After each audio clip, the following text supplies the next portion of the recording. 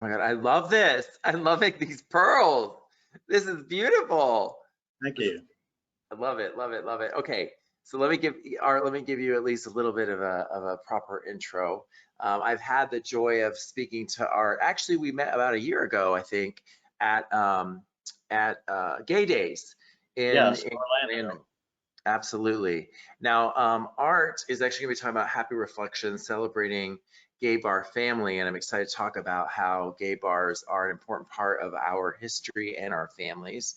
Art has a long career in small businesses, especially LGBTQ businesses as well.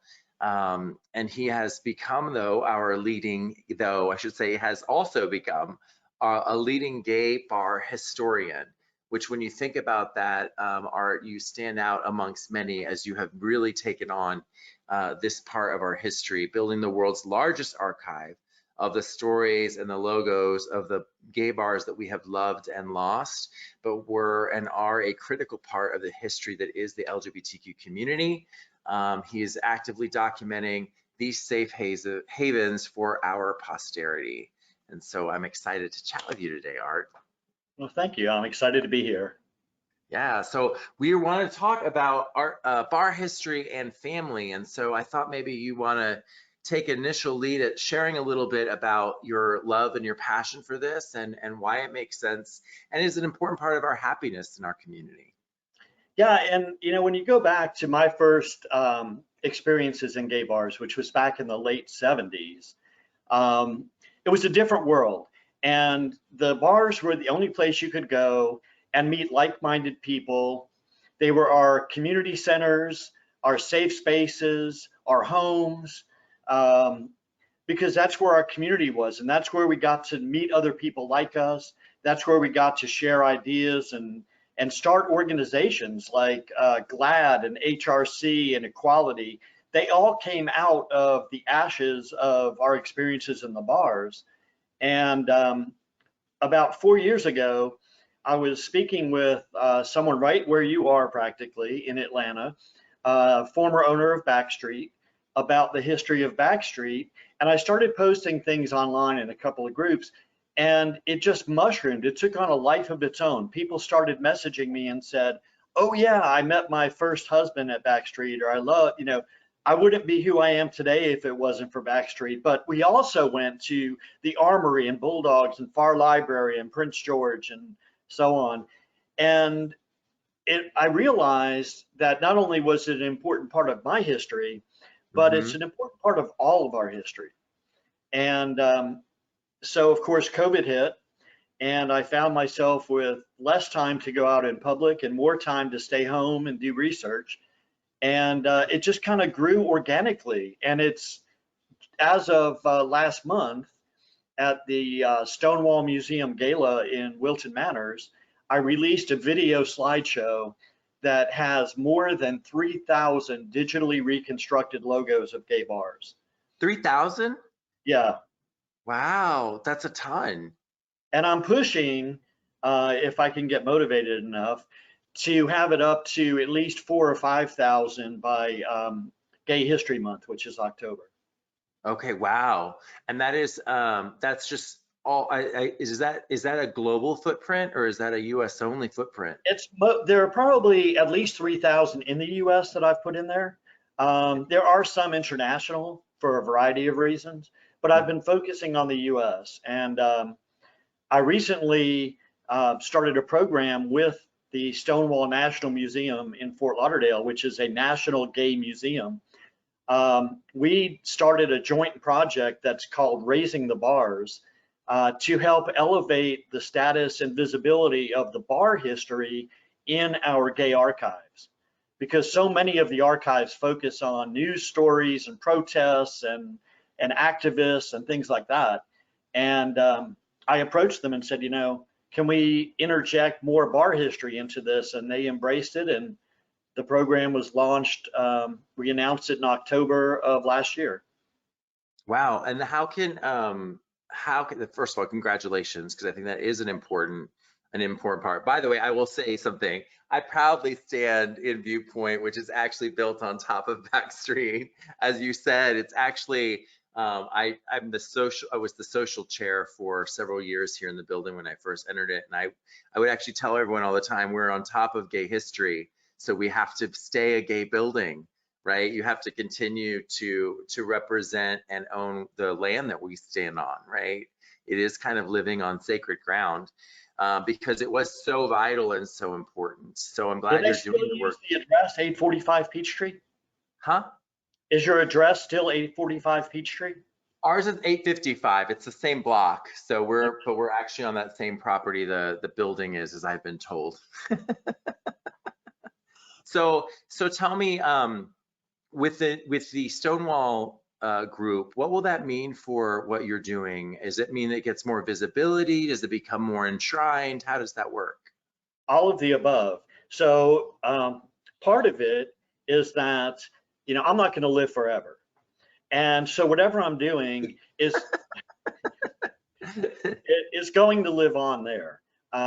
They're going to be able to incorporate it into their collections. The people that I connect with, bar owners and patrons and so on, that have memorabilia and things that they want to donate, can all go to a place where it will be respected and preserved for a long time, which I cannot do. I'm not going to be able to do that on my own for eternity. So that's part of it. And the other part is, one thing that Stonewall does that's different than some other archives is they build traveling exhibits. And they have one coming up that's going to the City University of New York, for example. And they put together an exhibit, and then it travels to different cities so that people around the country can see what they have in their collection and learn a little more about gay history. And we're doing the same thing with gay bar history.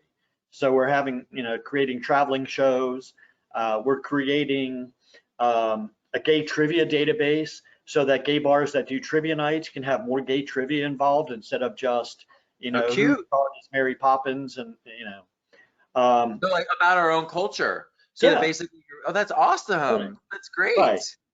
great. Questions about maybe Harvey Milk or about some of the clubs that were involved in our history, or famous people. So just bringing more of the history out to the public instead of just being a closed up academic archive where you have to have a secret password and a retina scan to get in and see what they've got there. We're actually bringing the stuff out to the public, and I'm really proud of that. I think that's an important thing. If we're going to have our history, we should certainly share it. I agree with you.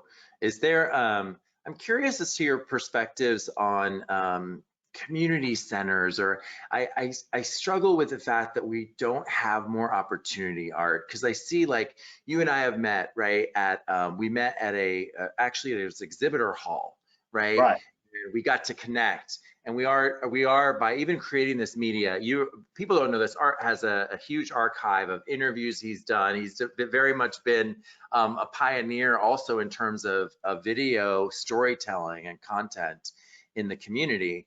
It seems a shame. The bars have shifted, right? They've changed, but the need for community seems like it's higher than ever. Well, some studies that have been done recently indicate that just before COVID and in through the height of COVID, the number of gay bars or LGBTQ queer bars, whatever you want to call them, was declining. But since the end of COVID, basically starting in 2023, the number of what you might call queer spaces is starting to increase again. The difference that we're seeing now is that, 5, 10, 20 years ago, a lot of the spaces were very channeled.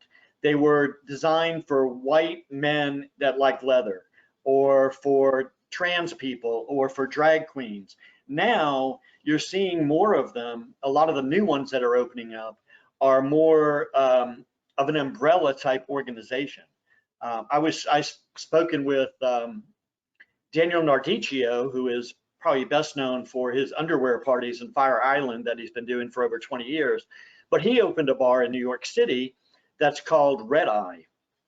And his idea was that the bar would be open starting in the morning.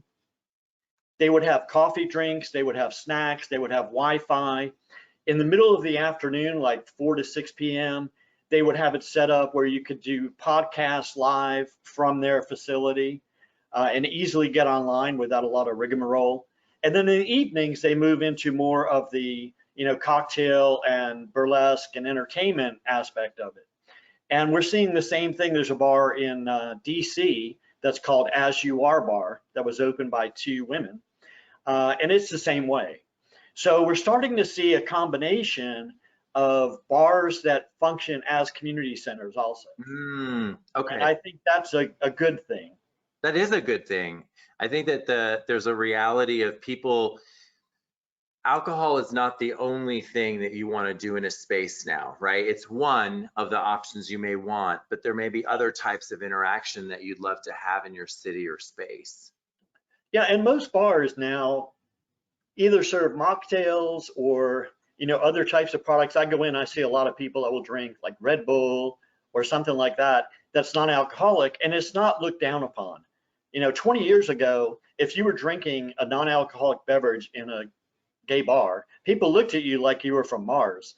It's like, what is wrong?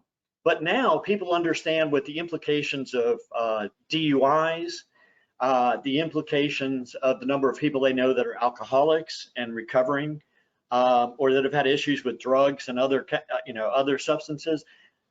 We've become more accepting of that. We don't require, a large dose of alcohol to have a good time. No, absolutely, absolutely, and we still want the connection, and I think that's what I love about the spaces that you're saying that they are creating. I've also noticed, I don't know if you have this in your area, I've noticed pop-up groups where they're sort of like, once a month, there's a group of lesbians here in Atlanta, for example, that now have just a complete pop-up structure to having a new way of socializing, which is almost like taking the bar on the road, and kind of creating space. And I've seen that in a number of cities. I think Indianapolis was one of them, maybe, that comes to mind. They call it Guerrilla Gay Bar, Guer, Guerrilla Gay Bar. And I don't know if you've met her, but there's a woman here in the Tampa St. Pete area by the name of Rachel Covello. Yeah. She's going to be on. She's on tomorrow, actually. Oh, well, great. Well, you'll have to ask her because she runs a website called Outcoast, which is all about embracing gay travel opportunities. And she runs, I don't know if it's monthly or every other month, but she runs a pop-up concept because there is no lesbian bar in St. Pete or Tampa at the moment. There's one in Largo that's off the beaten path. But she runs a pop-up thing that she calls Lick Her Lounge. And it has been very successful. In fact, it's been so successful that she's had to move from her original location, which was at the Saint next door to Cocktail, into a larger space because she couldn't accommodate the number of people that came to the last one. Yeah, so it's interesting. We have a thing here in Atlanta by Reed de la Vega. You've got a thing the lesbians have put together called Second Fridays, very similar, right? And focuses almost on curating spaces where there's a quiet hour where people are just lounging and talking, and then it moves into the dance sequence and that kind of thing. So right, and it's a good thing. It's an alternative. If you either live in a place that cannot support financially a dedicated LGBTQ space 7 nights a week, all the time, then you can at least have that occasional, interaction and kind of, plus it's fresh. If it's not open every day and it's only open once a month, you don't get tired of it. It doesn't get stale. Yeah. So it's a great alternative. So let's talk a bit about, let's talk a little bit back about the bars, right? And specifically the storytelling that you're finding through these different pieces. I know you've got recordings, you have many recordings, you have stories that are being told. What is it about those stories that's so important beyond just the location, right? The logo is one thing. What about the stories are important as we're documenting those and sharing them? Well, we all know, and I'm sure some of the people that you'll have in the series will reinforce this, that nostalgia is important to your mental health. you want to have warm, fuzzy feelings about things that have happened in your past or in your family's past. And we've all seen that through the decades where you used to go to grandma's house and watch home movies or look through scrapbooks.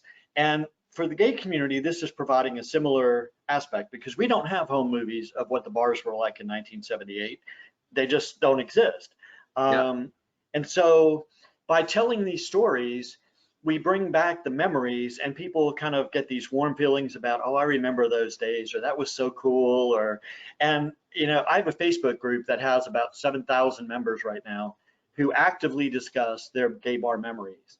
And every time somebody posts something about a specific bar, you get dozens of responses from people all over the country saying, oh, well, yeah, there was a back street in my hometown too, or, I went to that bar and had this great time or met my first husband there, or, whatever. And it's like telling, old stories about what happened in your past. And it just makes you feel warm and fuzzy about what our history is and that we're in a good place, that we're not alone. Yeah. Well, it's also being realistic. Come on, like so many of us don't have the supportive family structures, right, that embraced us. Right. And so, I mean, I still relate to the bar was the first place I'd go in and you'd be like, oh, like people love me here, right? Even if I don't even, if I haven't even met them yet, right? You just knew that you were going to be embraced and you could show up and you could let your colors fly, and not in a freaky way, just in a way of feeling safe. Yeah, I know exactly what you mean because I had a boyfriend going through high school. Um, he was my best friend, but we actually spent nights together. We slept together at his house. He was the only child, and his parents thought it was cool that he had a friend who would hang out with him. So, um, You were but hanging out. we were. But even then, I did not know that there was such a thing as a gay relationship, or I didn't refer to him as my boyfriend because that concept didn't exist in my head. But a couple years later, when we were off in college, I went to visit him where he was going to college in Baltimore. And after dinner, he took me to this bar that his roommate had introduced him to. And we got a drink, and I'm standing there overlooking the dance floor. And after about 5 minutes, I looked at him and I said, Mark, everybody on the dance floor is male. And he goes, I know, this is a gay bar. And all of a sudden, I felt like I didn't have to pretend. I didn't have to hide and have that female beard to follow me around so people wouldn't ask questions or whatever. I just felt like there was something out there. And as I moved to other cities, I was living in Nashville at the time.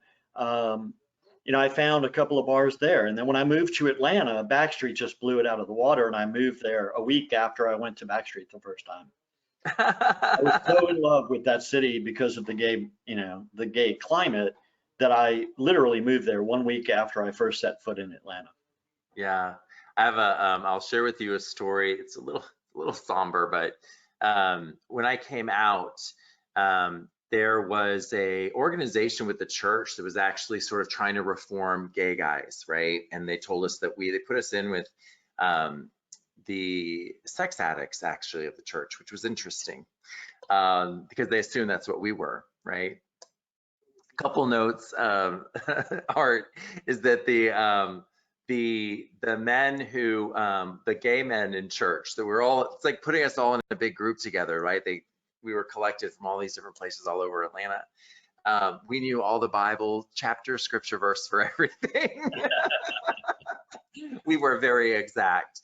But my point was there was actually a leader in that group, and he stayed in his marriage because of his religious associations. He eventually got ill, very ill, and I knew he was not going to live. We kept in touch, not anything sexual or anything, but we went to a bar. He finally, towards near the end, he was like, I want to just go out. And he had never actually spent time in a bar, Art. This was like maybe like 7 years ago.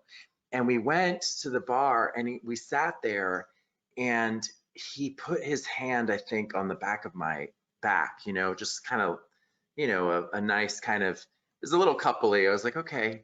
And he was like, I can do that here. I can do that here. It's okay, right? And he started crying. And it was just so hard to see how safe it was for him for the first time to get to be in a space in which it was totally okay to just be yourself, right? Which is Absolutely. so much what a bar is for us. Yeah, it's had such a big impact on so many people because of that factor. You know, you can be who you want to be. You can discuss topics that might not be as well accepted at Thanksgiving dinner with your grandmother. Um, you can learn about resources that you might need that your family wouldn't know about because they're not part of the community. So if you're having a health crisis, for example, most cities now have a pretty extensive LGBT focused health center or more than one where you can go and get assistance and you can get the things that you need. You can, you know, get therapy from somebody who's not going to try to put you in through conversion, but actually try to understand what you're going through and help you, you know, guide you through it. Right. So the community is definitely something that has been the backbone of the development of how, you know, gays have been able to break out of the shell and be more mainstream and live their lives more freely than we could have 25 years ago. Right. Now, I've got to ask you, have you had the joy of being in an all lesbian space, an all lesbian bar? I have. Um, it can be a little uncomfortable. Um, for me, it depends on the nature of the space. But going back to, you know, the 80s when I actually, or late 70s when I actually went into a couple of lesbian spaces unbeknownst to myself, you know, just walked in. Um, there was a little bit more division then. You know, Okay. now you're starting to see more lesbian spaces accepting drag queens and men in their space. But for a long time, uh, there were men's spaces and women's spaces that were almost militant about it. Mm, So you walked in there as a lone male in a sea of lesbians. They looked at you like, you know, they wanted to kill you or something. Like, what are you doing infiltrating our space? But more importantly, a lot of the lesbian spaces that I had been familiar with years ago were of a type that were not particularly of interest to me anyway. There were no lesbian discos that I know of. You know, the big flashy bars that had fancy dance floors and nice sound systems and, you know, posh decorations were usually male bars. Um, you know, there was no lesbian backstreet. right. So, um, and um, and the vibe is different. The men's bars that I used to go to had more energy. I think a lot of the lesbian bars are more like, you know, a neighborhood bar with a pool table and a keg of beer kind of thing. They weren't about the frills. It was just Right. a little They're about commune I'd type like to thing. say that they're a little bit more about the connection, is what I Yeah, say, which um, is great in its own way, right? Um, I had and I don't know, I don't know if this because I have daughters. I don't know if that's it or what it is.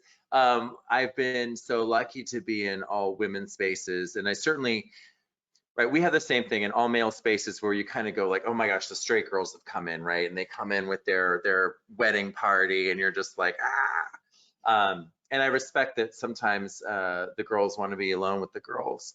But you also go to those spaces and you just see also the joy they have in getting to be with one another, the joy that they have in getting to be in their right, own culture and create their own space, and to get to be a fly on the wall is wonderful because you realize they're doing the same thing that we do.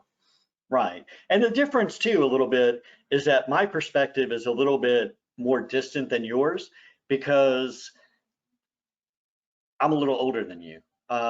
In a couple weeks, I'll be 65.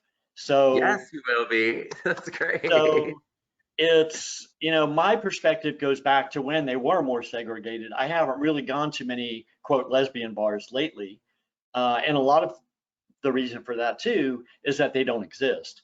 Um, Mhm. you It's know, truth. I live in Tampa. There's not a lesbian bar in Tampa proper. Um, and a lot of other cities don't have them. I go to Wilton Manors frequently. There's 25 LGBTQ liquor serving establishments in a 1 mile strip on the drive.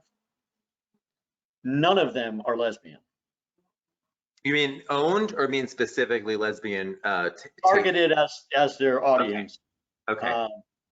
You know, it's a number of them allow or accept or embrace lesbians coming into their facilities, but there is no dedicated lesbian space. There are several dedicated male spaces, like, you know, the Eagle is pretty much a male realm, and it's a huge Eagle. It's like 8,700 square feet.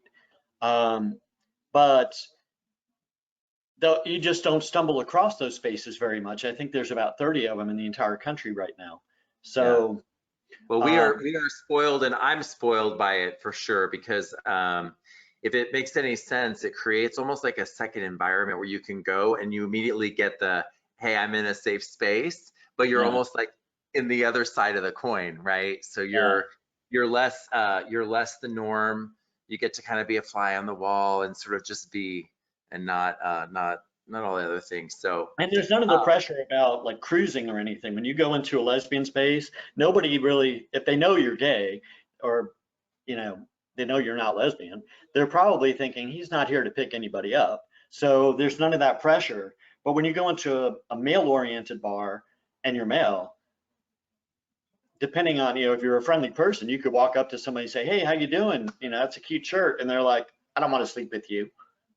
Right. Well, that's what's such a funny thing, right? Because these were spaces for all types of interactions, right? People assume that maybe you're coming in for a sexual reaction, right? When really you're just going in to create a friend, right? And create a connection. There's another part of the history that, as we were talking through, telling the stories and reliving those stories, I think there is a reminiscing, like you do with family, right? That we just share and get to enjoy that with each other. It almost makes me a little sad. I feel like there's a new generation of gay youth that won't necessarily have those same experiences, right? Yeah, it's you know, and what immediately strikes me is a couple of months ago, a member of my Facebook group posted a picture, photograph that he had taken of a trick card. A trick card was a business card from a bar that had lines on one side for you to write the name and phone number of a person you met in the bar. And they usually had little golf pencils in a shot glass next to it. So you would just have one line on it, would have several lines. Two or three. Sometimes they would even have ratings on there. They would put 1, 2, 3, 4, 5 with check boxes, or you know, so you could rate the person. Yeah. But the idea was, we didn't have cell phones, we didn't have email, we didn't have internet back then. So this was the way that you would find somebody's name and a way to contact them. And so he posted this trick card and says, does anybody remember trick cards? And he blacked out the phone number that was on it, but left the name visible, the first name.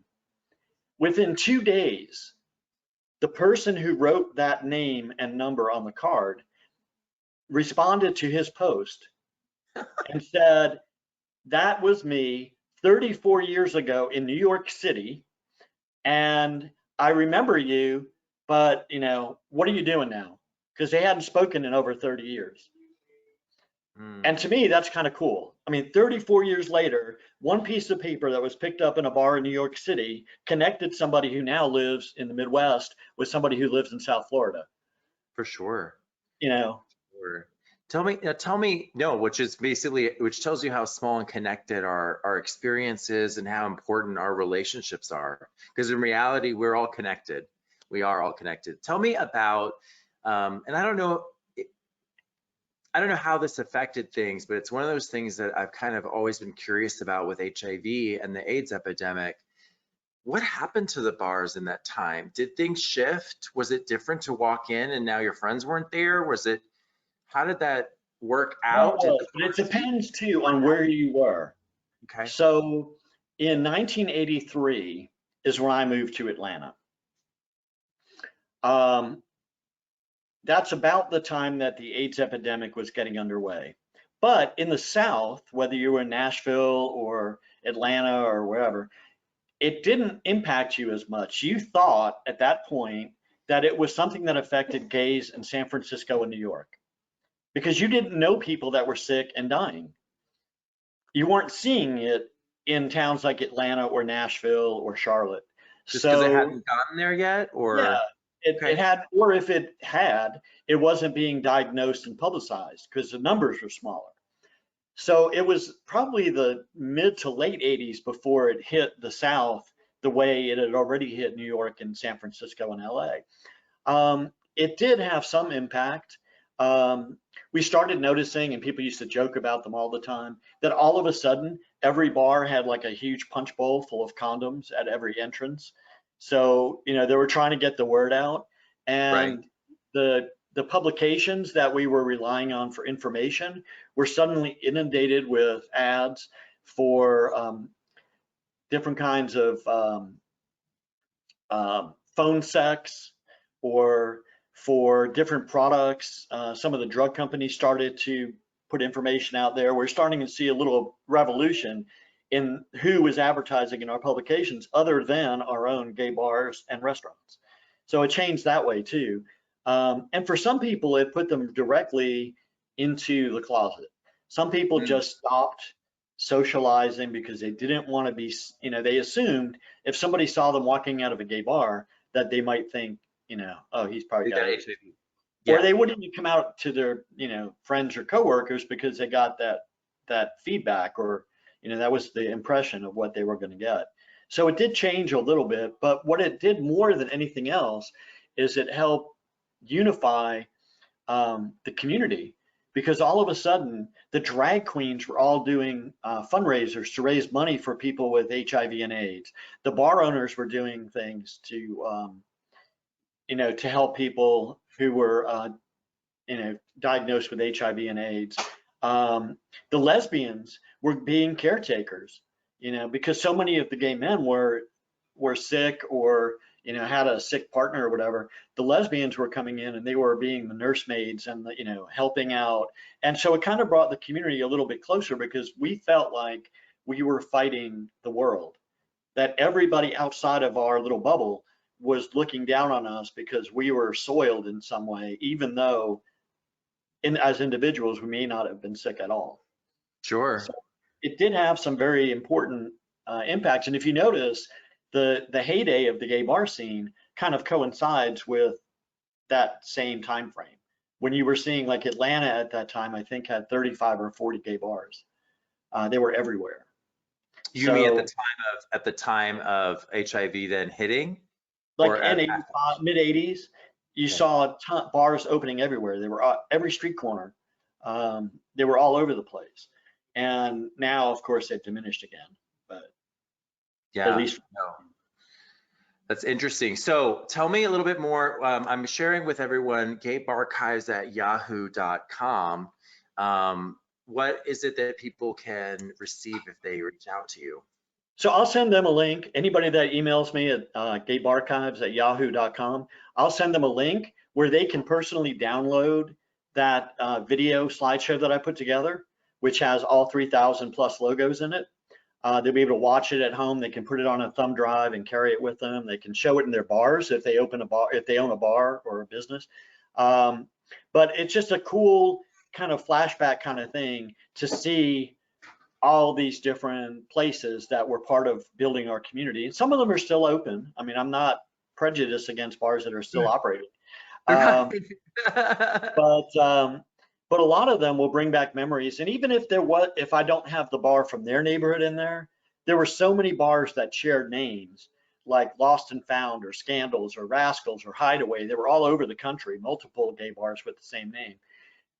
You see the logo of a Hideaway in Atlanta and you immediately think of the Hideaway from, you know, Lima, Ohio or Yeah, whatever. So yeah. um, it's it's kind of a fun video. But yeah, if they email me at gaybarchives@yahoo.com, I'll send them the link and they can either watch it or download it. It's also on my YouTube channel.